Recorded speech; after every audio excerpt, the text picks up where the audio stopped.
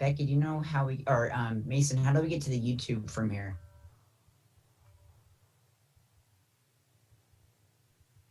SJ, Yeah. just do you have your Outlook? Yes. There's an invitation from SFCC president. In the location field is the YouTube link.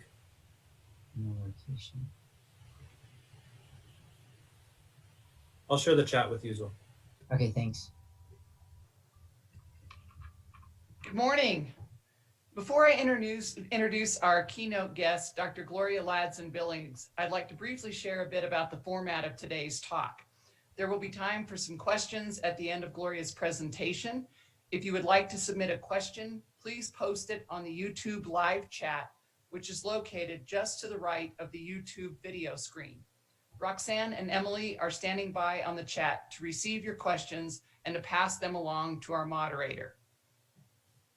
And now I am honored to introduce today's guest speaker, Dr. Gloria Ladson-Billings. You all have received her biography, so I'm not going to run through all the details of her biography, but I must tell you that as I looked at her CV, I think it's probably the longest CV I've seen because there are so many publications, so many conference presentations, books, a lifetime worth of reading for someone like me to embark on. So that right there, I think, speaks to the level of impact that she's had on her profession. I want to emphasize her work in critical race theory and education, and to note that she really did introduce the world to the whole concept of culturally relevant education. And as I read through her book, Dream Keepers, and preparing to have her here, there are just things that resonate with the people that she has interviewed and the concepts that have come out in that book in terms of really overcoming deficit thinking in looking at students across the spectrum of race, ethnicities, and genders and everything, that we all have so much to learn from. She's won numerous awards. But what really resonated with me the most in meeting Dr. Ladson-Billings was that she is a genuinely nice person and she truly cares about this work. This is not purely academic at all. She is currently the president of the National Academy of Education, fellow at the American Academy of Arts and Sciences, and fellow at the American Educational Research Association, where she won a big giant award in 2018. So without further ado, I want to introduce Dr. Gloria Ladson-Billings and let us all learn from her message of hope that she brings to us this morning. Gloria. Thank you, Dr. Rowley. And I want to first thank former colleague, Dr. S.J. Miller, for making sure we made this connection to make this happen. And then, of course, I want to thank you, Dr. Rowley, for being so gracious and allowing me to help you kick off what is probably one of the most unusual school years that most of us will experience. If you will bear with me, I will switch to sharing my screen. The slides for me are not crucial, but they keep me from rambling. So I know I have certain things to say, I'll say them. So hold on while I get these slides up.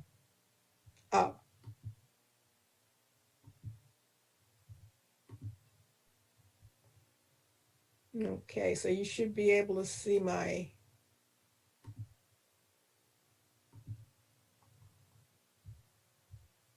so you should see the presentation, and I'm calling this Educating Past Pandemics. We all know that we are in the midst of the novel coronavirus pandemic. But I want to argue that we're actually in the midst of at least 4 pandemics. So what do I mean by that? Well, we know about that one. That's the one that we've seen over and over again. We know it has cost over 160,000 American lives, that we have close to 5 million cases in the US alone. And that's the one that has us in this setting, keeps me from being in lovely Santa Fe face to face with you. That one we know about. But I would argue that we also have another pandemic, and that is a pandemic that deals with racism and white supremacy. It's been around a long time, but we have had an incredible flare up in the last the last few years. Now, those two are pretty evident, but there's another one I want to share with you, and that is the looming, the looming economic pandemic. When we get past this novel coronavirus, there will be a lot of casualties, a lot of economic casualties. There will be those who no longer have jobs. There will be small businesses that have gone out of business. There will be large companies, retailers that have gone out of business. And we will have to figure out a way to pick up the pieces. People will lose homes, they will lose jobs, they'll lose access to health care. They won't be able to pay for their education. So that's on the horizon. And coupled with that is one that we all know about, but we tend not to want to talk about it very much. And that is the coming climate catastrophe. The storms that we have come more often, they are more intense, and we know that this is because there's a shift in climate. A lot of times we think of the climate change only as, the lone polar bear on the ice floe. But this past year, when I saw the devastation that happened in fires in Australia, it really brought the notion of climate catastrophe home. I've been to Australia several times. It's it's not some developing backwater. It is a very highly technological Western democracy. And yet fire ravaged that nation and had great impact, not just in those rural lands, but it impacted the urban areas too, and certainly upset their entire ecosystem. So all of this is happening, and we are trying to educate folks. What does that mean for you in Santa Fe? Well, let's take a look at what coronavirus looks like in New Mexico. As states go, you're not doing too bad. You've had, as of Sunday, so I didn't update since Sunday, but as of Sunday, you had 22,315 cases, reported cases, and 685 virus-related deaths. It's been 150 odd days since it was first reported. And if you actually look in Santa Fe County, you got about 650 reported cases as of Sunday. The incidence is, you are among the higher incidence counties, except for, looks like a couple counties have a 4-digit, but still, for a state that has about a little better than 2 million people, this is something really serious. So you are battling this along with the rest of the United States. In addition to your coronavirus condition, I took a look at what climate change looks like in New Mexico. Your mosquito season has grown from 5 to 8 days. And for those who are climatologists or meteorologists, you know that a day shift in something is a big number, because those shifts should be ever so slight. Your heat index dangerous days have gone from 16 days in 2006 to a projected 27 days by 2050. So think about it. You are having more days where it is hot enough to cause death. That's what a dangerous heat day means. You have nearly 80,000 people living in New Mexico that are especially vulnerable to extreme heat. That means you have at least 80,000 people who, either by virtue of their age or other comorbid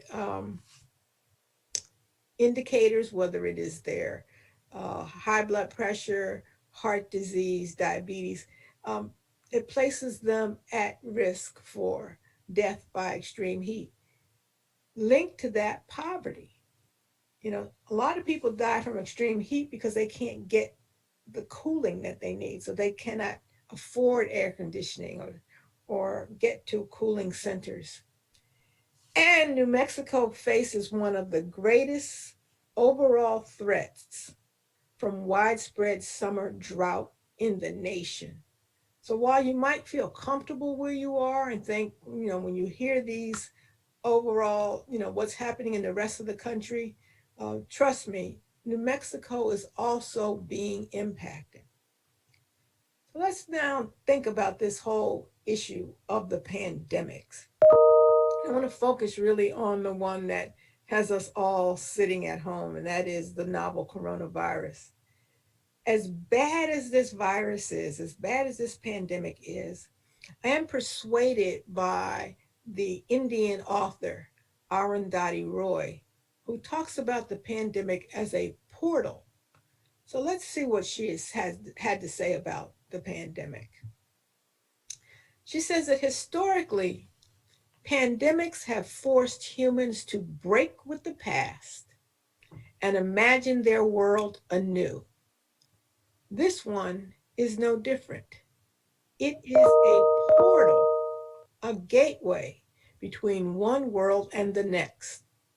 We can choose to walk through it, dragging the carcasses of our prejudice and hatred, our avarice, our data banks and dead ideas, our dead rivers and smoky skies behind us. Or we can walk through lightly with little luggage, ready to imagine another world and ready to fight for it.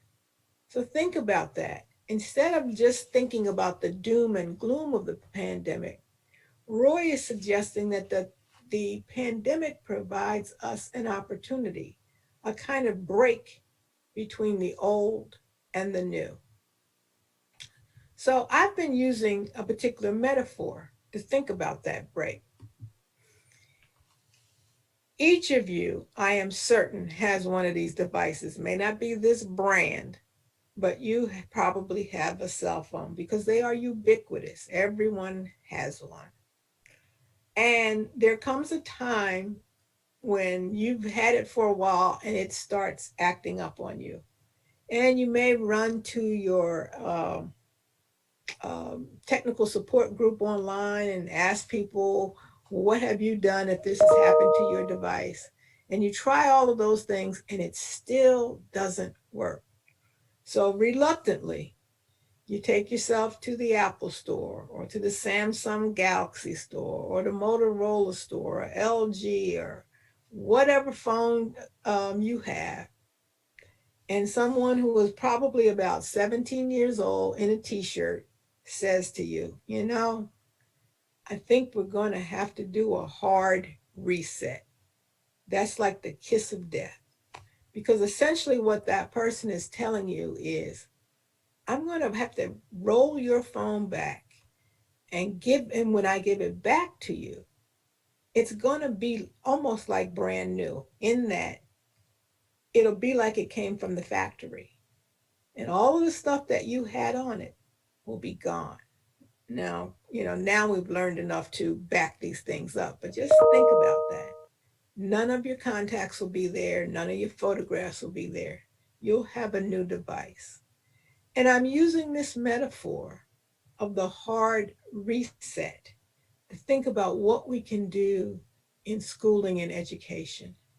How can we respond to Arundhati Roy's notion of going through a portal and going through it lightly as opposed to dragging everything? It's going to take a hard reset. Now, even though I've sort of come up with this notion, it's not a new notion. We have some lessons from history. I have two pictures here. On the left side, I have a picture of post-World War II Japan. And after Japan was defeated in World War II, they did a hard reset with their school. They realized that the kind of schooling they had helped led them to the kind of nationalist thinking that put them in a bad situation on the world stage. So a couple of things they did to reset their education system was that they began to think more carefully about educating everyone. Japan still has a lot of gender asymmetry, but at least after World War II, they said, we have to educate the girls. We weren't even thinking about them before World War II. Now we have to educate them.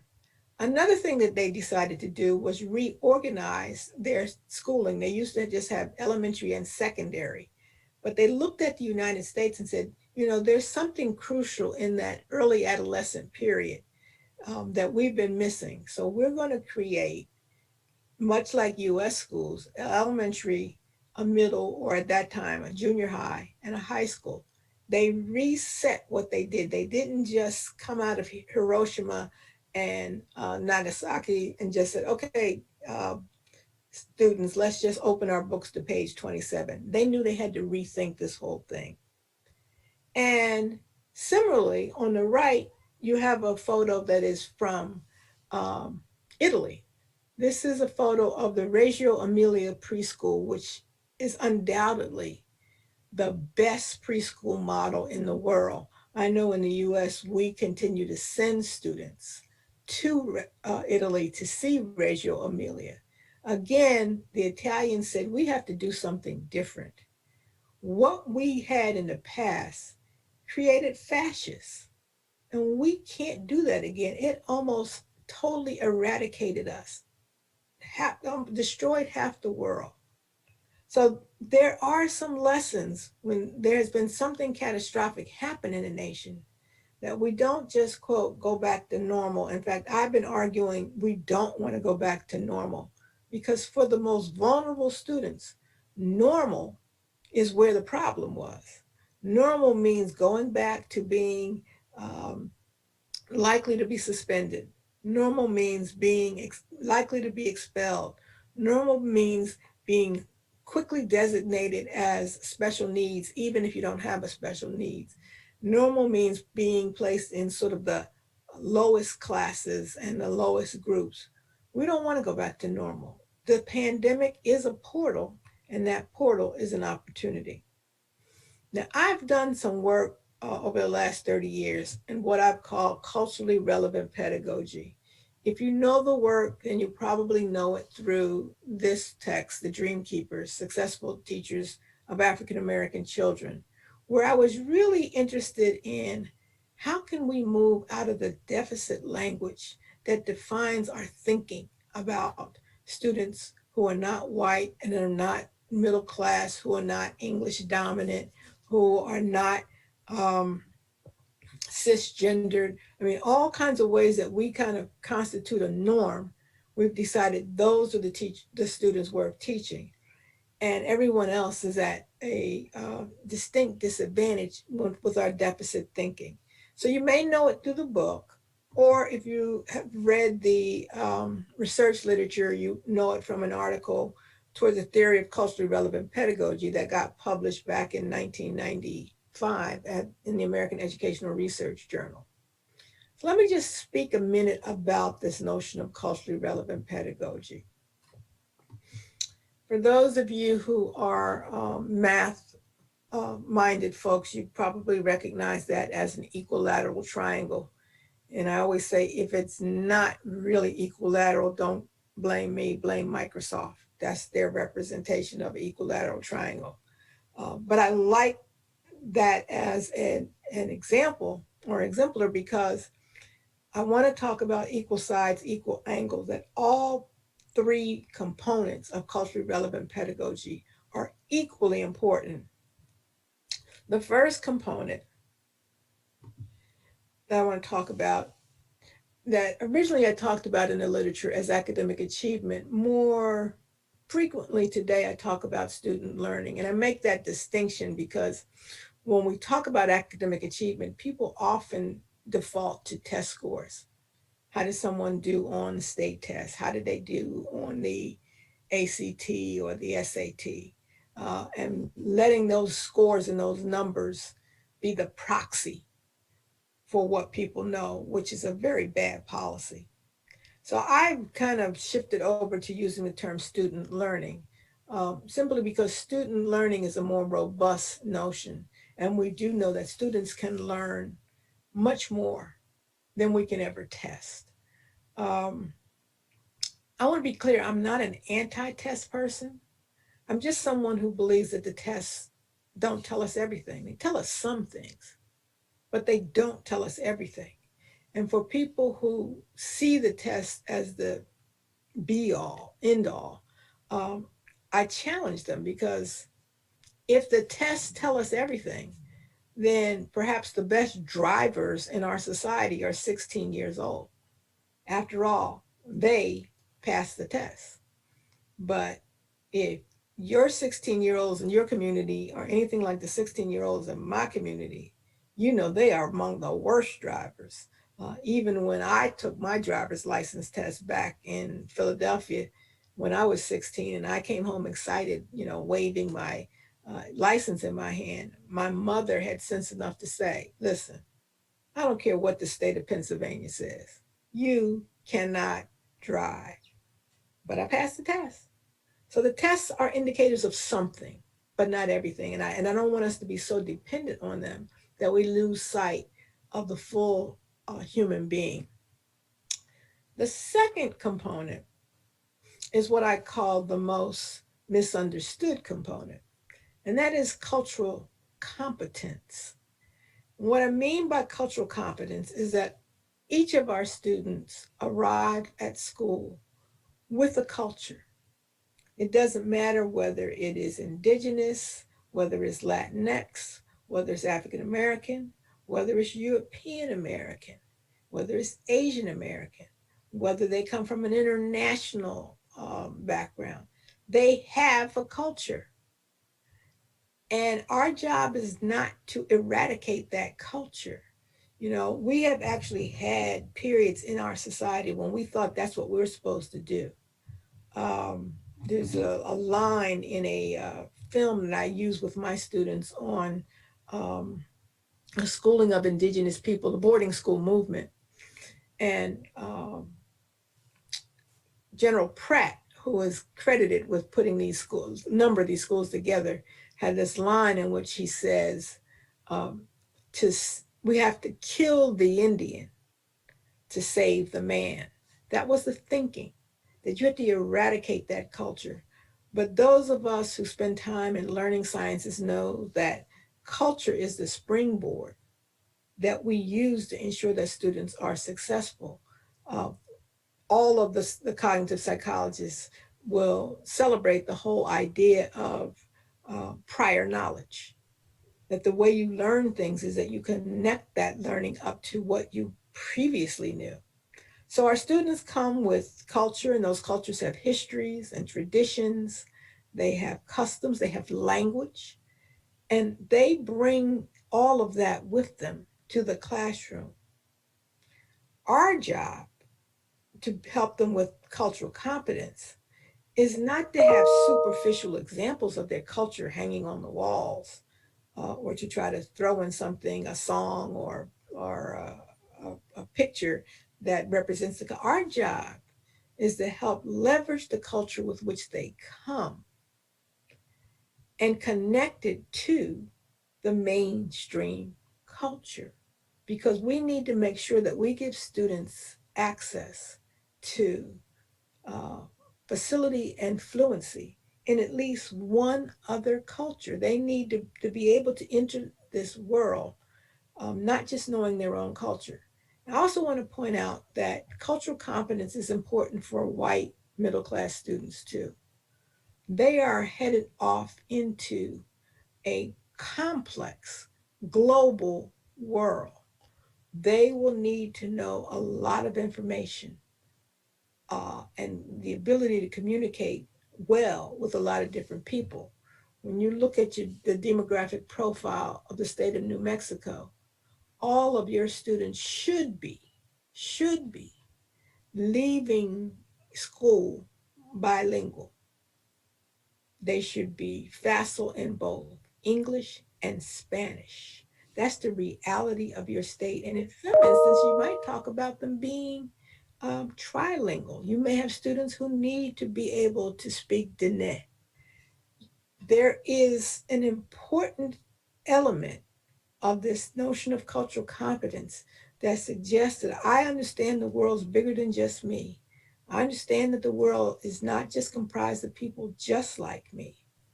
And that rather than sort of push a sort of hegemonic agenda that says only the way I see the world, only the way I think, only the way I talk and speak is valid.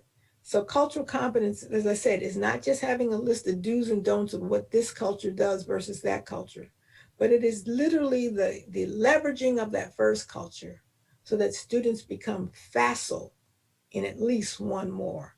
I think in an ideal world, we'd want them to be multiculturally competent. At minimum, our students should be biculturally competent. And then the final part of the triangle is probably the most ignored aspect of the theory of culturally relevant pedagogy. And that is the socio-political or the critical consciousness. The idea that, I used to teach high school history, so you'll get this, that students often ask us why they have to learn something. What do I have to know this for?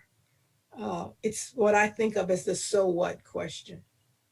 And so indeed, if we're not able to tell students why they should know this and why they should study this, if what we teach doesn't have any value of its own, other than for us to say, oh, you're going to need this one day, students don't buy that.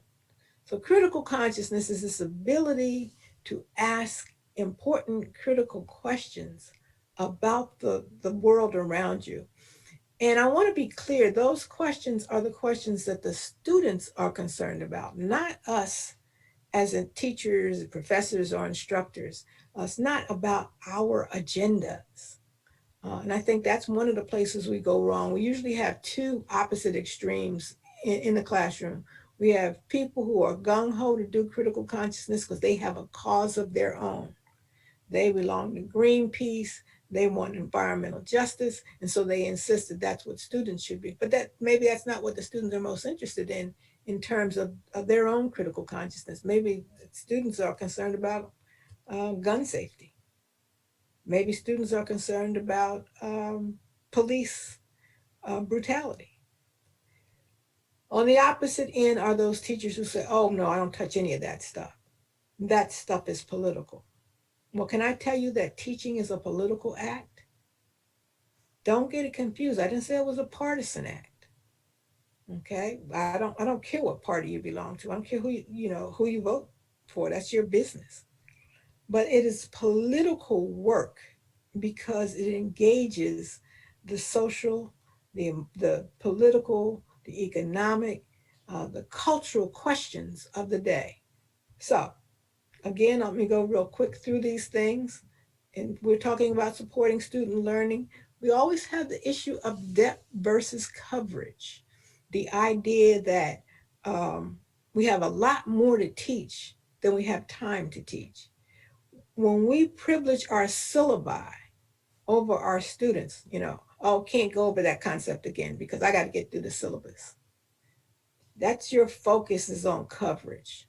And sometimes students really need to have the opportunity to drill down. They need to ask the additional question. We also have to disabuse our notion, particularly in a college classroom, that having a high failure rate among our students is indicative of our rigor. I teach a really rigorous course, so yeah, lots of people going to fail. No, high failure rate might mean that you're not a very good teacher. High failure rate doesn't mean the same as rigor. Some years ago at the University of Wisconsin, Madison, I was the department chair in the School of Education in the Department of Curriculum and Instruction, and I had a reporter come to see me, and he wanted to talk to me because my department had the highest grade point average of any department on campus. And I was like, oh, wow. I was so proud. I'm like, yeah, sure. And he came in to meet with me, and it turns out I was supposed to be ashamed of this high grade point average. I don't understand in what world doing really well means you're doing terrible. So he said, you have this really high grade point average, and that's, people saying that you're not rigorous enough. And I'm like, seriously? I said, and he had a lot of data on my department. And I said to him, how many freshmen are in my department? Well, like most attorneys, I already know the answer to the questions that I asked. His answer was none. I said, no, I don't have any freshmen. I said, how many sophomores do I have? And he looked through his data again. He says, oh, it looks like you have 4. Now, I don't even know how those 4 got there because I shouldn't even had them. So I have a department of all upperclassmen, juniors and seniors, and they get good grades. Isn't that the way it's supposed to be? That I have the people who are studying what it is that they want to study. They've chosen this. This is where their passions are, and they're getting good grades. He said, well, the math department has the lowest grade point average on campus. I said, that's not an emblem. That's not a badge of honor to me.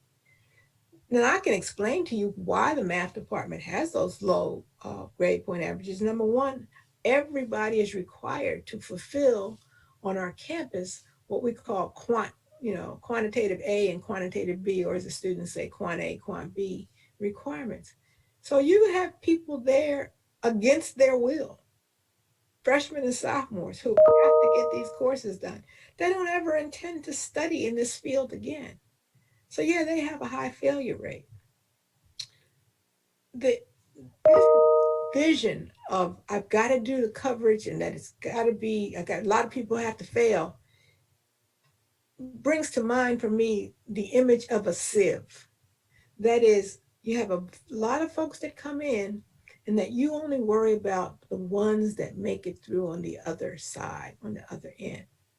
And I want to have you think about a different metaphor or a different vision of what it is that we do when we support student learning. And so instead of a sieve, I want us to think of the notion of a net. The idea is that we want to try to catch every single student. And in teaching and learning, we call this teaching towards mastery. I'm not teaching to eliminate people. I'm not teaching to get rid of folks. I'm teaching to ensure that every single student knows exactly what it is that I'm teaching and that they experience success. Now, that might mean that some students require reteaching. That might mean that for some students, they have to redo an assignment. That might mean that they need multiple pathways and opportunities to success. But my goal is to catch them in that net. In terms of cultural competence, I've already kind of told you what I meant by that. But again, I'll tell you that it's the ability to be firmly grounded in your own culture of origin and fluent in at least one other culture. No one wants to be monocultural, not in a dynamic global environment that is highly technological. In terms of the social political critical consciousness, I always use this picture of Thomas Jefferson because I want to remind people why we have public schooling to begin with. You know, there was a time where the reason that people were, quote, trained was because they were going into a trade. If you were the son of a blacksmith, you were going to be a blacksmith. And it was also very gendered. You weren't going to be the blacksmith. The blacksmith's daughter is not going to be the blacksmith. Similarly, if your mom was a seamstress, you were going to be a seamstress. But as we moved into building this democracy, we understood everybody has to know. Everyone has to know enough to be able to make important decisions in the life of our democracy. Well, that's the work I started out with, but the work has evolved. So I talk about the evolution of culturally relevant pedagogy, and despite not being able to see you, I'll ask this question.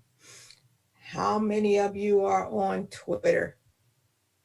Now, If you're not, can I tell you that you are already behind the curve with the young people that we teach? They live in an environment of cyberspace. Now, for them, Facebook is for old folks. They're out on Twitter, they're on TikTok, they're on Snapchat, they're on Tumblr. They have all these other platforms that they're out there. Now, that's where they're existing, yet we have all kinds of mandates that tell them that they can't use a cell phone in a classroom. Yet these cell phones are so powerful and have so much computing power, but we want to take that away from students. We'll say, for example, it's a distraction. Well, the truth of the matter is, if what's happening in the classroom is boring, everything you do is a distraction. The bird that's tweeting outside the window is a distraction. A beautiful landscape will be a distraction. The students, as I said, don't just have a phone, they have a computer, and they use it for everything. It's their way to connect. It's their way to get information. It's their way to be social, really, is through the use of their devices. So now what we have is, quote, a new digital divide. I think when electronic technologies burst on the scene, we saw the divide as primarily between rich and poor, haves and have-nots. And some of that, of course, still exists. But I would say that today's digital divide is much more generational.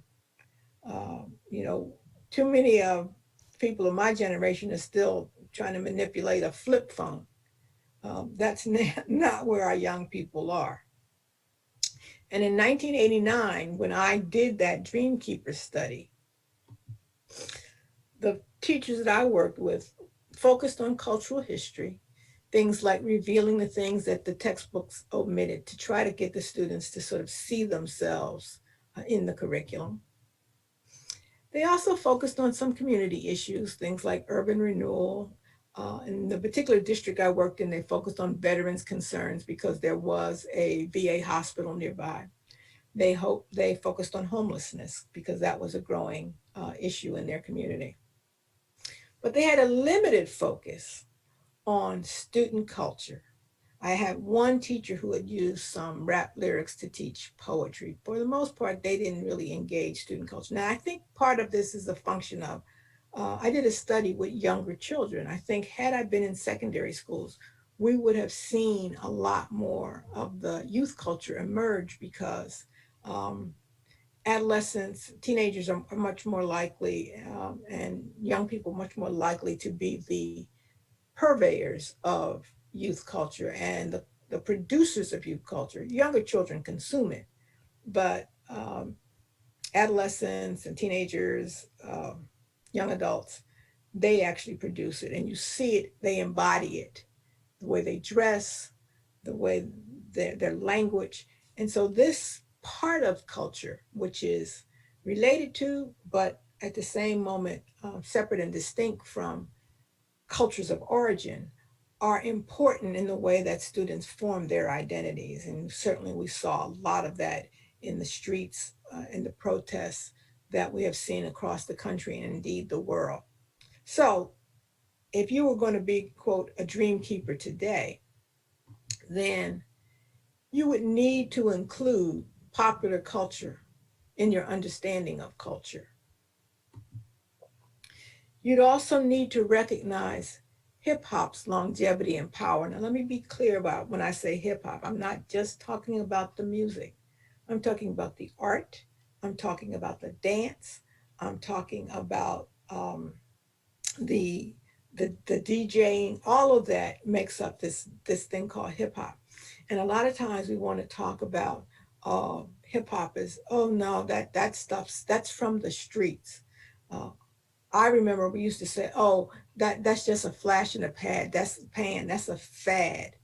Well, we're about 43, 44 years into this fad. And in fact, one of the questions that I ask my own students is, who introduced you to hip hop? The modal answer is my parents. So I'm teaching a second generation of hip hop heads. I use this example because I believe as educators, we need to catch up with Madison Avenue. Madison Avenue was always figured out, how do you tap into what matters in students' lives? So I'm going to click this link. Now, I'm not positive it will work because Zoom tends to like to do something with proprietary software, but I think I've been able to enable it. This is a very old advertisement for Fruity Pebbles. And hopefully you can both see and hear it. You watch me get Fred's Fruity Pebbles. Who are you? I'm the master rapper and I'm here to sing. I love Fruity Pebbles in a major way. He loves Fruity Pebbles in a major way. The bedrock yellow, orange, purple, lime, and red. But to get the fruity taste, I gotta trick Fred. Fruity! To get the fruity taste, he's got to trick Fred. Barney! Guess that's a wrap. House Fruity Pebbles cereal, part of this nutritious breakfast. Yabba-dabba delicious. Now, if you know anything about hip hop, you know that Barney was invoking Run DMC with a pork pie hat, the wraparound sunglasses, and the gold chain around his neck. And in fact, Barney had on a pair of Adidas, and I say to my students all the time, when is the last time you saw the Flintstones with some shoes on? They've never worn shoes. But something that Madison Avenue figured out, that there is something about this mode, there's something about this genre that is speaking to young people. And if we tap into it, then they will prevail upon their parents, because you know these commercials are actually aimed at kids to try to get them to influence their parents to purchase our product. And we've continued that, you know, that and that's an old commercial. I say to people all the time, it's been a minute before anybody's eaten any Fruity Pebbles. So it's an old commercial. I put a link in here in case I couldn't get it to come up. But they continue to do this work. You Hello? Yeah. I can't find it. I'm looking for it right now. One second. They say quit, they say done. They say we're too grown for fun. They say old, we say young. We say playful's never done. Don't fight the feeling, just let it flow. Stack it up, rack it up, let it go. Laughter is calling, pick up the phone. Let's stay playful, Oreo. Everyone's welcome, don't need a label. If we're still smiling, the future's bueno. I got a secret the world should know. Let's stay playful, Oreo. Hello? Side. And when you do, every day's full. For every moment, we're grateful.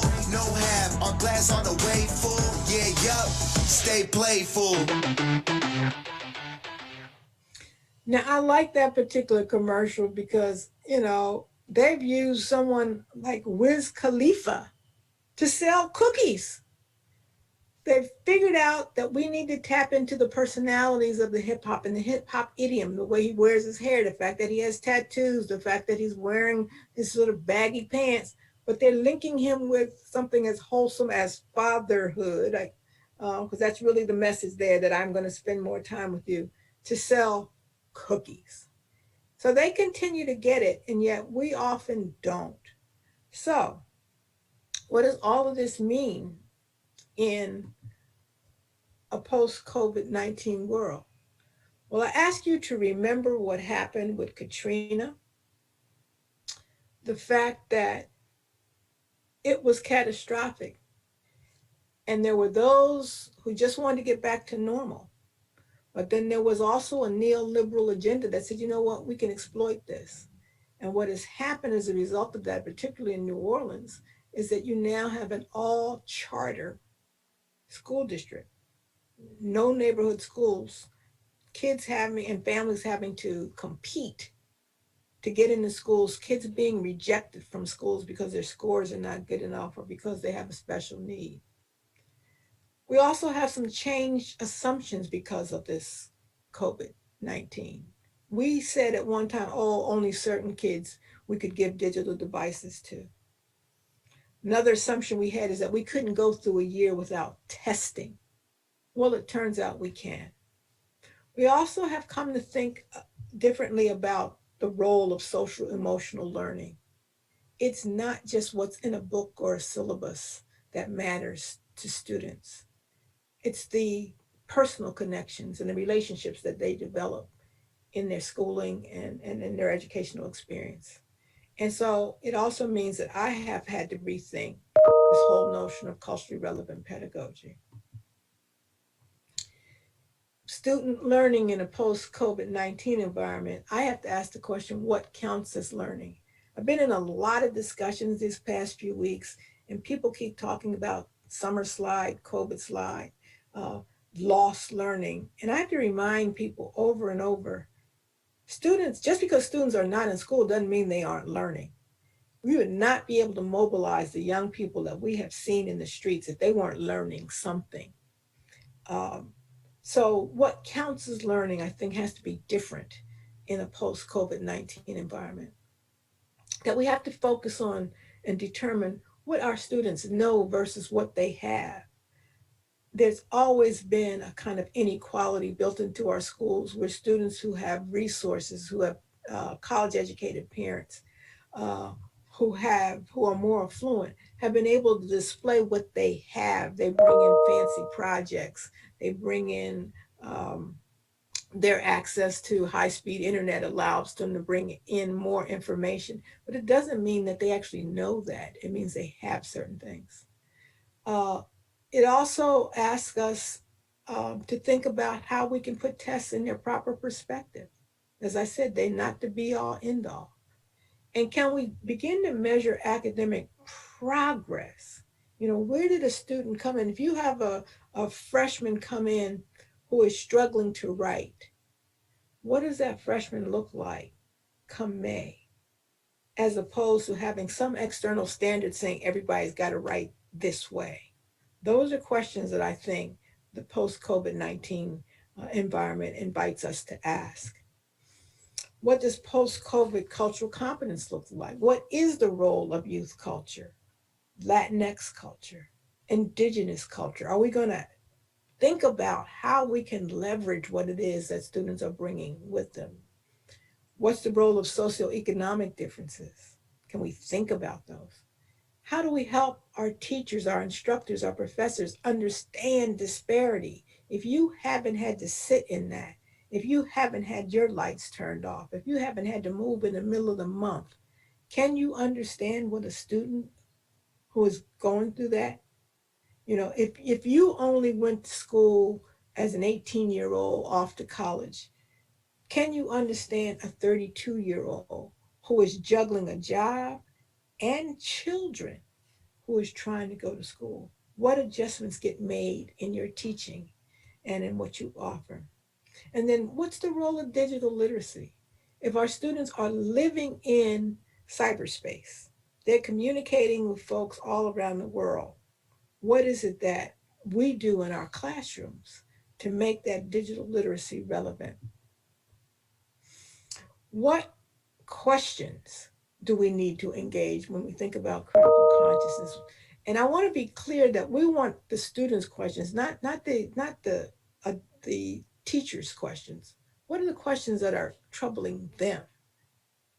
How do we help the public understand our changing needs? You know, one of the things that we saw in PK-12 education in the midst of this pandemic is that PK-12 schools are in the food service business. I think they didn't think of themselves as that, but young people were missing food because of the closure of schools. Does the public understand that? Does the public think all we do is teach reading, writing, and arithmetic? For what social emotional learning do we prepare? I've been talking about students, but I want to suggest to you that the instructors, the professors, you have social emotional needs too. You're trying to reach students in a new and different way, and no one's giving you the kind of social and emotional support. You know, I can tell you, I am tired of sitting in this particular chair. I'm used to being out. I'm used to being on an airplane going somewhere. And so it's just, there are days when my husband will say to me, well, what do you want to do on the weekend? I'm like, how can you tell us the weekend? That we all experiencing these ups and downs of this post-pandemic, this environment. And then how do we help students cope with what I would call pandemic trauma? Not just their social emotional needs, but many of the students, particularly when I look at the demographic of your institution, you have people who are considered those essential workers. So they've had frontline jobs of driving public transportation, working in grocery stores, or being pharmacy techs, working in health support, whether it is nursing aides or custodial workers. And those people, because they've been up front, in the front lines of this, have been more vulnerable. And some of them have died. And students have had to cope with that. And they've had to cope with it minus their typical rituals. I know for African Americans, we make a big deal about the funeral, that it's the time when all the people come together and we celebrate a life and we share those stories and we find a way to close out that life and move forward. But students haven't had that opportunity. And so they carry that trauma with them. I've heard so many horrible stories of couples who have died, one right after the other, and not been able to have their children near them. Their children have had to watch them through a glass. All of that's traumatic, and yet we will expect people to sit down and read about the War of 1812 or do calculations on differential equations. That's not where they are right now. So I want to close out with an example of how our students think about their schooling. And I want to share with you a young man who I've worked with, who's now a graduate of the University of Wisconsin, then went on to do a master's in fine arts at the University of Florida. But I think he tells a powerful story about what his education did not do for him.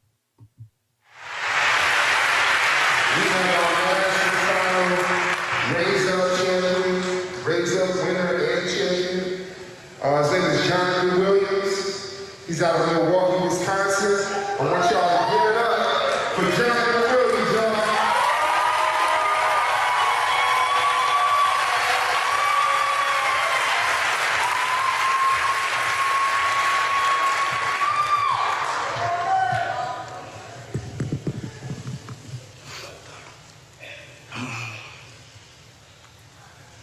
Jonathan Williams,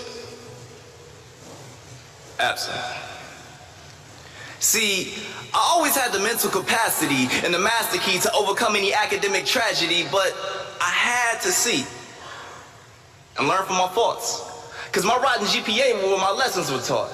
I was a 3.6 high achiever up in middle school. No guidance resided in my silence, and swimming pools didn't appreciate the doggy paddle that I had mastered when Jonathan Williams was absent. Alexander Hamilton High, Milwaukee Public Schools finest. I learned the art of skipping classes and wrote Bueller on my eyelids. Detention room sidekick with some fly kicks and a tight click. Balled up homework in the same fist these students fight with. Jonathan Williams, absent. It was tragic. Amidst good times and laughing, my GPA was dragging against a system not meant for me. Mentally in misery. My freshman year stats, 102 days absent. All Fs, 0.0 GPA, cumulative. Swimming pool, doggy paddle. Drowning. I started a movement for improvement, but couldn't dry off with the white towels my teachers threw in. I tried to show my mind could grow like every other student, but people pass on your perspective when your presence also truant. More than a reflection of a freshman year screw up with a blueprint of a ladder, but no tools for me to move up. No electricity, mom and pop's missing, so have them drop out. That's just family tradition. Jonathan Williams, absent. I found a flashlight by the name of Uncle Jeff. Moved in, the floor and 3 pillows were enough for me to stay focused, make sure this hopeless ship stays floating. By my senior year, I was actually a senior. Hey, you know, dressed a little cleaner, professional demeanor. It seems to be I'm on track like Jackie Joyner with 6 medals, fighting my academic debt and my fist medal. But the worst thing you can see when you made it and educated are the people who gave up and them obstacles you evaded. Cause I mean, we quicker to give up than you do. I mean, we just like YouTube, we just broadcast ourselves and hope that you like it. Maybe care to comment, cause I didn't need to be hooked on phonics, I just needed the people around me to be critical and honest, cause we don't know yet that resources and allocated money is the hood's morphine. The only scholarships I knew of was professional sports teams. Now I'm here. I'm at the University of Wisconsin-Madison.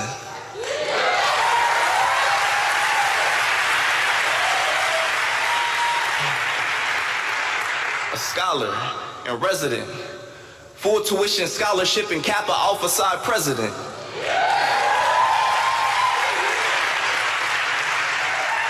So I'm saying we can be useless, clueless, ruthless, just a nuisance, worthless, workless, just the worst urban person, but we gotta reconstruct our approach to avoid these different labels and synonyms and help the youth overcome this system that's not meant for them. Thank you.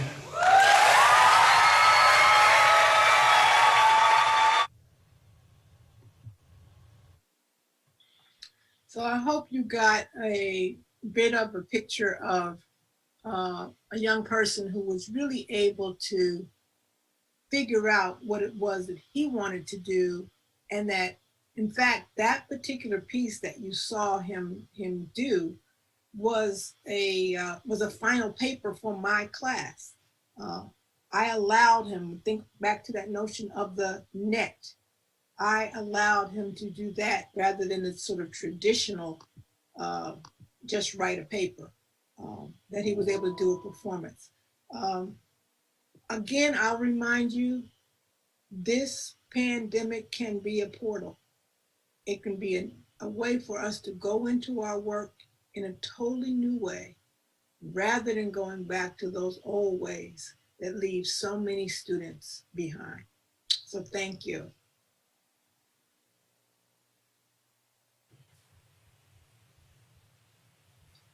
Thank you very much, Gloria. This is Todd Lovato with the Community College. I just have a couple questions.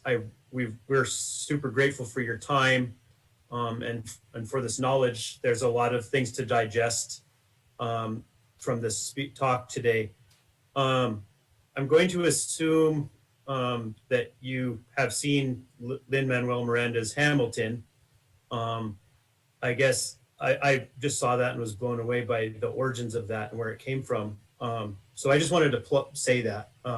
But and see if you had thoughts on that and if that kind of applies to what you're talking about today. But more generally, how can we take some of these messages today as an institution and start to build a framework or a conversation around these topics as a college? So I will tell you that I often use the example of Hamilton as the paradox that people who will spend almost the price of a mortgage payment to go see this production will reject the notion of what students are coming up with. You know, often people don't see the connection. But to your question about frameworks for your college, I'm someone who always asks the question, what is it you're trying to produce? I like to start at the end. What is it that you want to have at the end? And then what does it take? I think our tendency is to try to start from the bottom and build up. You know, let's get a framework, let's get a mission statement, I'm kind of shy away from that. What do you want a student who leaves Santa Fe Community College, what do you want them to look like? What do you want them to look like academically?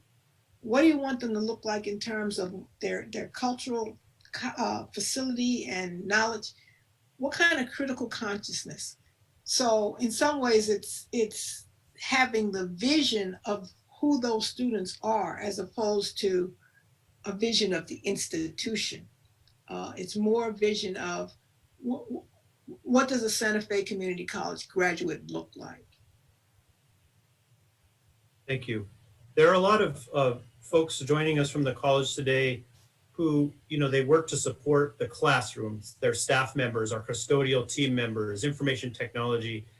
And as you know very well, a lot of the students who come into our community college, this is one of the things that make community college so great, is that we're able to serve students on this kind of rigorous wraparound level, both inside and outside the classroom.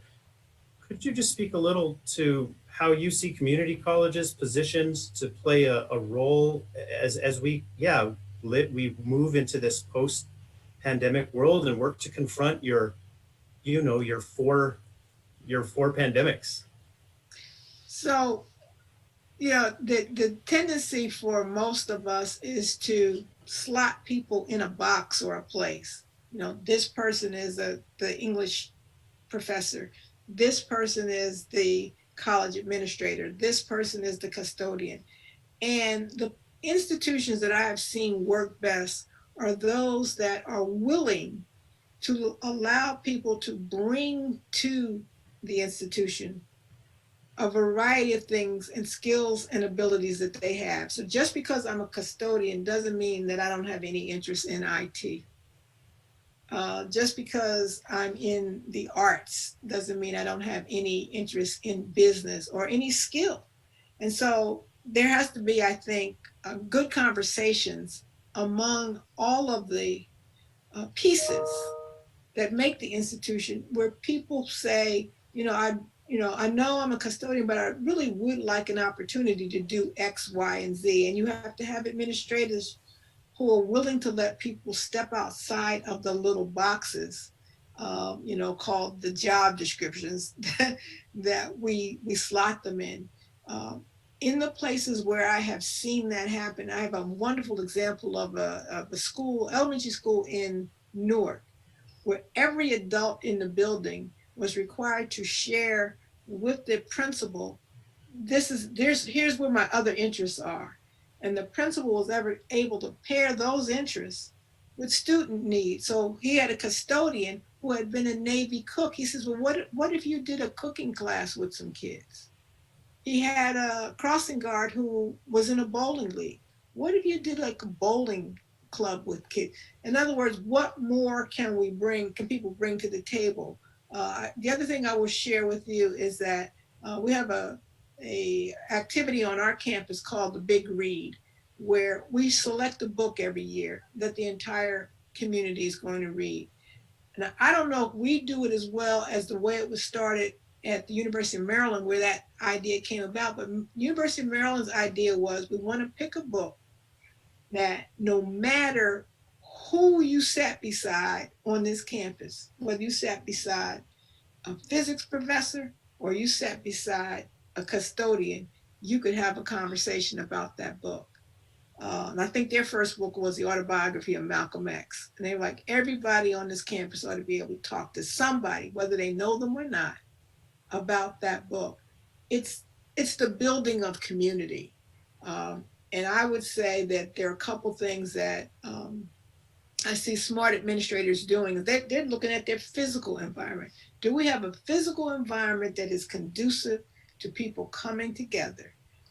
One of my least favorite campuses, and if anybody's an alum, don't beat me up about that, but one of my least favorite campuses is SUNY Buffalo. It's a very cold campus, and every year you'll find articles in the student papers about what can we do to create community. And I'm thinking, duh, your physical plant was set up not to create community, because they come into being on the backside of the Attica riots. And Nelson Rockefeller was the governor of New York, and he said, I don't want people to gather. And he said, I want to build spaces where they can't gather. Wow. So that's why they can't commute. So I mean, something is, so even sitting down with your physical plant, people say, what kinds of places can we create to create more of a community? That to me would be a wonderful goal. Thank you. And thank you for sharing that Fruity Pebbles commercial. That was transformative as a child of the 90s. I think my life was changed that day. I'd like to bring Becky in. Becky, if you wouldn't mind just joining us, and maybe we could just share some parting thoughts. So from me, Dr. Ladson-Billings, thank you so much. And Becky, are you with us? Yes. Sorry, I had to just get all my mutes and everything unmuted and everything. Gloria, I think that you spoke to almost the top issues that we're struggling with right now, and things that are reassuring to hear, to know that other people are struggling with these in terms of looking at our students, recognizing the trauma that our students are experiencing, which in turn becomes the trauma that our faculty and staff and all of us are experiencing. And knowing that it will be okay. Things are going to change. Things have changed. A lot of things are not going to go back.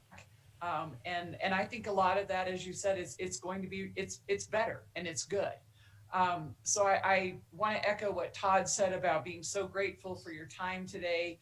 I feel very fortunate that we were able to have you join us today. And I would like to invite you back sometime when you can actually get on a plane and come to Santa Fe, or however you'd like to get here, but to have you in person so that we can share our lovely campus with you, and you can actually see people face to face and enjoy a follow-up in a different format. So again, thank you very much. I think that we have a lot to think about and a lot to work on.